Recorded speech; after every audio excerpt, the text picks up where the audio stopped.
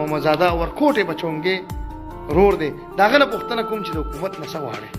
السلام علیکم څنګه یې زویا خای ستاسو نوم دی بچي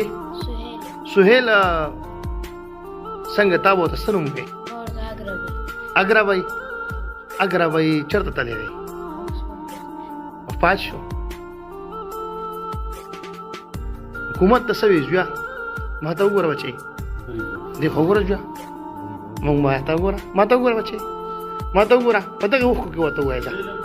سویلا بر وګوره زویا سویلا وګوره چې ستاسو وخت ته وګوري چا چې محمد زاده اګرابای چې چا اشته دی چې هغه ته هم پته ولګي کنه چې یاره تاسو ته څوک پاتې کړه یار چې ستاسو وخت کې هغه وګوري ویني ما ته وګوره زویا سوي حکومت ته سوي د حکومت چارواکو ته سوي او سیاسي لیول چې کوم مشران دي هغه ته سوي ازویا انصاف غواړي دا اګرابای د پاره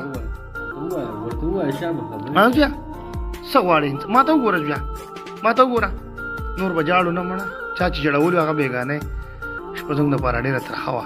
نور باندې جاړو خپل جدوجہد به برقرار ساتو ډیر لاړه بچیره د دنیا نه چاته جاړو نه صرف به انصاف غواړو کنه ها د چانه بغواړو وزیر اعلی صاحب نه ها الله نه شاباس دی وای چې د وزیر اعلی صاحب نه چانه نه غواړو د الله نه او د الله نه چې غواړو نو ګوره الله بیا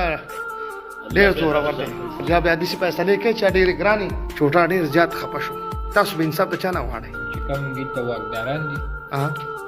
او وی وخت په لحاظه ځلې کوي موږ به سخی او قانون بل بیا به ګورو په لا به سپار او څوک چې قتلونه کوي د انسانیت هغه ته یو دعوت ورکو چې یاره بس دی مهرباني وکړئ یار یو ډېر لوی منزل بیا موږ ته پروت دی چې هغه نه ختمېدو والا ژوند دی او هلته بیا موږ څه کوو د محمد زاده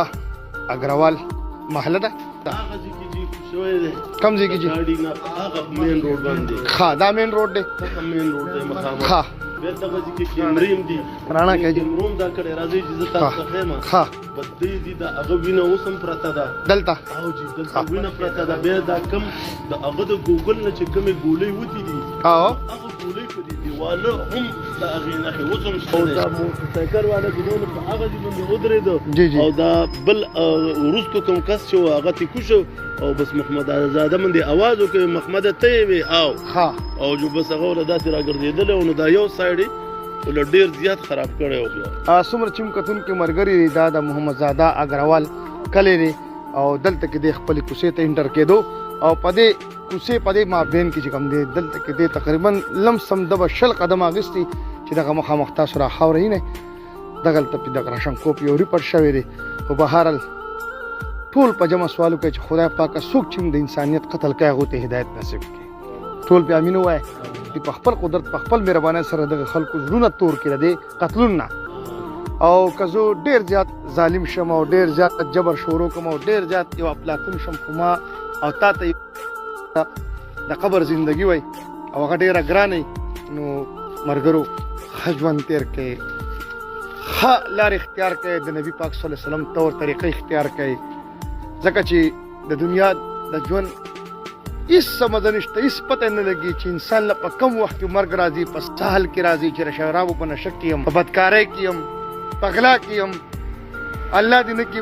پلار وجنم رور وجنم در وجنم ماما وجنم گاونډي وجنم دا خبرې تاسو تعلیمانم کړي دي دا خبرې تاسو ته کوم دي سیاسي مشرانم کړي دي د محلي چې کوم دغه شان سپینګری مشران دي هغه ټول تاسو ته ټول وضاحت کړي دي چې را په دې لار کې دا ناکامي ده په دې لار کې دا کامیابی ده دا موت ته ولې نه اختیار دا زموږ استاد ډېر زیاته کمزوري ده او دا کمزوري ده الله زموږ استاد نو واسه امين او چا چې را کار کړي دي نور خو هیڅ نشوي خو دغه وخت کې وګورئ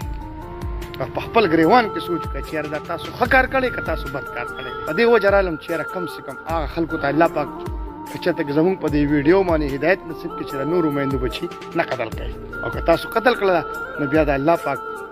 سره یو ډېر ګریف شته دی الله دې موږ تاسو د هغه نوبت نه وساتلی